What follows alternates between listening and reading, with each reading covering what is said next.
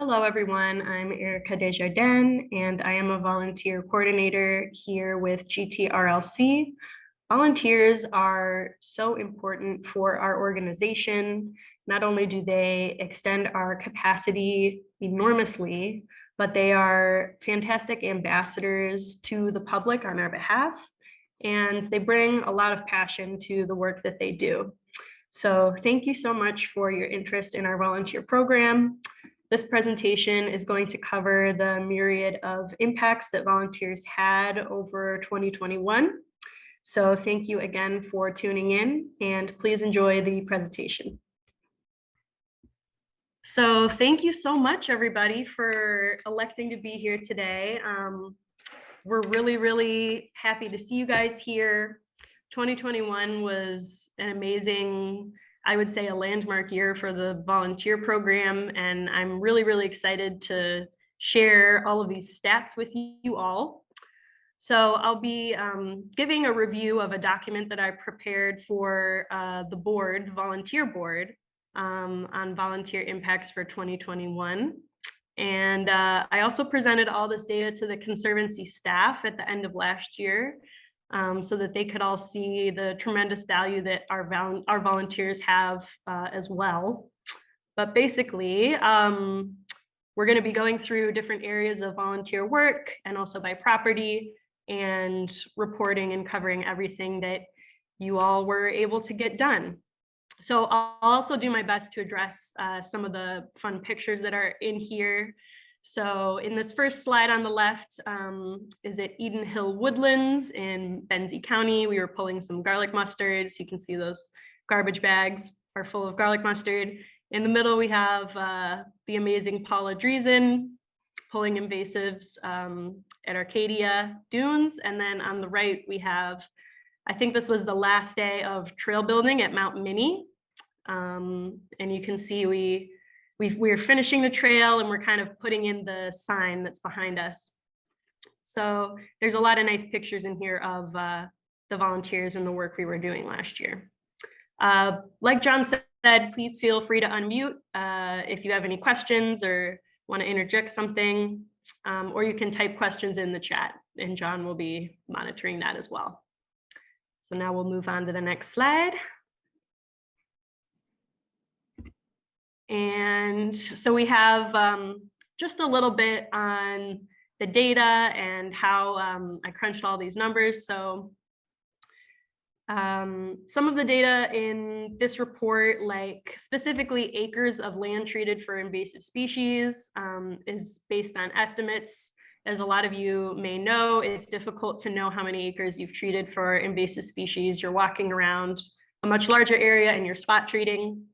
So that is a bit of an estimate. And then also some of the sections in here are still incomplete, even though we're well into 2022 at this point. One example of this is we did a lot of seed collections last fall. Some of those seeds are still being dried and cleaned and weighed. So we're yet to know a total weight of the seeds that we collected. But most of the data is here.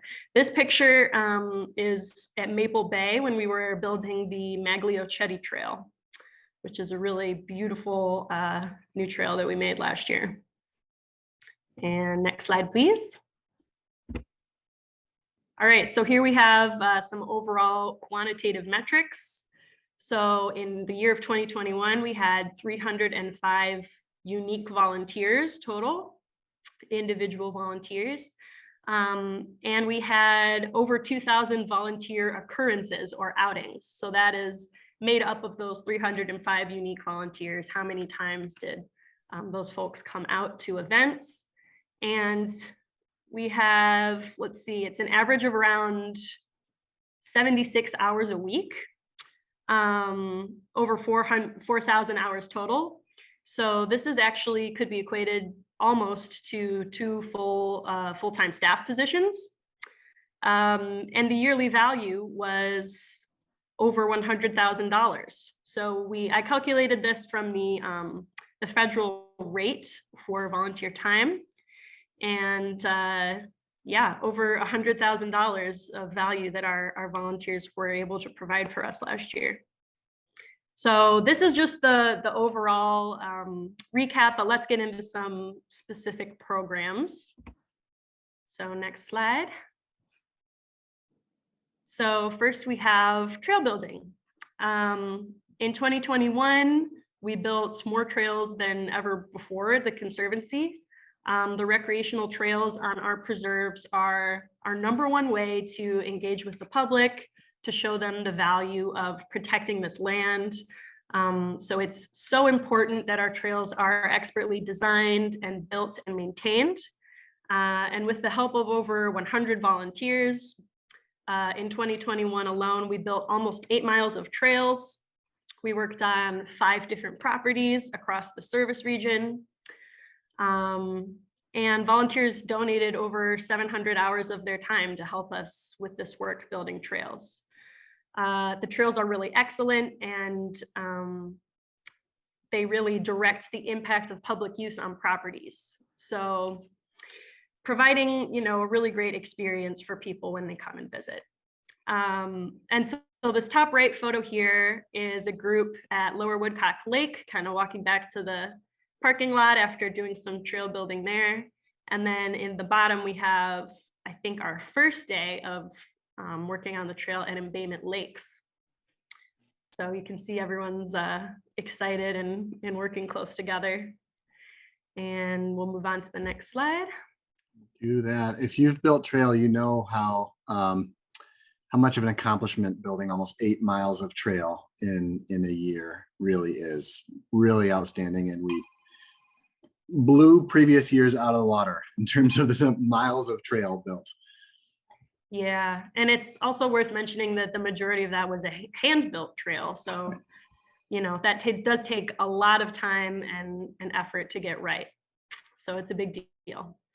All right, moving on to invasive species management. So our goal in 2021 regarding invasive species was to really build interest and engagement of volunteers to do these tasks that, I don't want to say they're unpopular, but sometimes they might seem, kind of like an endless task or a big task to accomplish. And we were able to offer more opportunities than ever before, on more properties than ever before, to do this important work. And let's see, with volunteer work events taking place at 7 properties overall, we removed over 8 different species of invasives, and 75 volunteers put in over 200 hours of their time to help it with invasive species removal, which really helps to support the healthy habitats and the biodiversity on our properties. So in this top photo here, we have a work day removing garlic mustard at Embayment Lakes last spring. And then on the bottom, we have, I really like this photo. It's John kind of preaching on top of a sand dune at Alberta Beach, telling volunteers about baby's breath, as we were removing baby's breath on Alberta Beach. And we'll move on to the next slide. So in 2021, we began using the platform iNaturalist and eBird as well to collect public observations of species that folks see while they're out on our properties. This is a form of community science. And in our pilot year of this really forward-thinking program that involves the public in scientific data collection, we're really proud to have had over 275 people submit almost 3,000 observations. We were able to identify over 800 unique flora and fauna species on our properties. And so the existence of this data is just a treasure trove of information about the species on our preserves. It'll be used directly for future management of these properties, as well as for grant acquisition and grant reporting. And we are able to achieve a higher amount of active community engagement as well. People come and participate by, submitting these observations, and the public is able to learn more about their natural environment while they visit our properties. Erica, Uh, could you give us the name of those two reporting tools again? Yeah, so they are iNaturalist, so it's just I, lowercase I, and then naturalist. And then eBird, same thing, lowercase e, and then uppercase B, bird. And do we get those from like the App Store? You can get those in the App Store. So they have multiple applications for your phone. They should be free to download. And then they also have websites if you're using a desktop or a laptop. And the iNaturalist is the one I'm more familiar with, but it's really easy to use in the field. You snap a photo, you upload it, and it's geotagged and has, then you fill in any other information that you Wow. might have Cool. observed. Perfect. And yeah, those all go into our database. Okay, so if I take tons of pictures of the herrings out at the boardwalk, so can I use iNaturalist for that, or would I need it's a bird, does it have to go under eBird? That's a good question. You could use iNaturalist. That's kind of the catch-all program or application for all species. eBird is a lot more used by birders. So it really depends on what you're familiar with. eBird is only birds. iNaturalist is everything. Perfect. Thank you. Yeah, of course. I think, sorry, Erica, I think those databases play together. It's really a matter of preference. We work with Brian Allen. So every nature preserve as of now is what's called a hotspot in eBird. So if you submit your reports to the hotspot, that's how it sort of flows into our list. On iNaturalist, if you go into their website and search for the Grand Traverse Regional Land Conservancy, you can find our project and you can see all of our preserves. If you submit any observation and you just happen to be on the preserve, within the preserve boundaries, and include a photo, it automatically rolls into our database, which is how we have these statistics. It just happens automatically. So we're thrilled with that process. Okay, I just got pictures of a possum out at Dry Hill yesterday, but didn't know that it could go somewhere. Yeah, all of them. That's great. Perfect. Yeah, that's a perfect example of something we would love to have uploaded. And all of these photos here are examples of things that people saw on our properties and uploaded to iNaturalist. And if we go to the next slide, we have even more examples. So I just wanted to, show a little sampling of the breadth of species and animals and plants that everyone is seeing out on our preserves. And this final photo here is some bear scat that someone uploaded, which was exciting to me, but this was, I think, on Misty Acres Farm where someone saw this. So we're able to know that, there's bear activity in that area. Well, And now we will move on.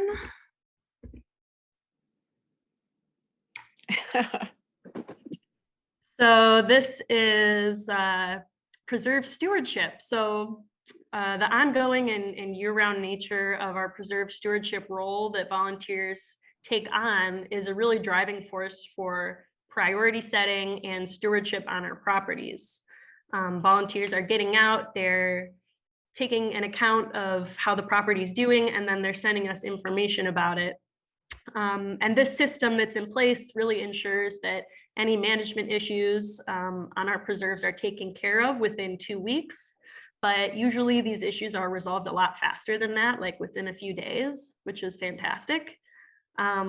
Whether volunteers have a single preserve that they live by and they report on that continuously, or they use this role as kind of an excuse to explore a number of our preserves and report on all of those, the staff are really able to feel confident that when the public visits our properties, that they're impressed with the excellent upkeep and the access that our organization provides. So I think both of these photos are in Arcadia Dunes on the Dry Hill Trail. And on the left, we're doing a little group trimming and we were having a lot of fun. And on the right, I just love this beautiful view of the trees. But Preserve Stewardship is a program that's been going for a few years now and continues to be kind of a foundation for that allows us to be successful with our stewardship. So we will move on. So the seed collection events that happened last fall, they were a really good example of volunteer-led magic. All the expertise and directions and aftercare that made these events possible were due to the interest and time donated by Rick Hager, who is in the call today. So thank you, Rick. Many pounds of native seeds were collected, and those are going to be used to restore the lands on many of our properties. And these seeds are really expensive, and were collected sustainably from our own preserves with no cost to the organization. So these were some really fun events. We were able to have some of these outside of the normal 9 to 5 working hours. So we had some more families show up and a little bit of a different crowd.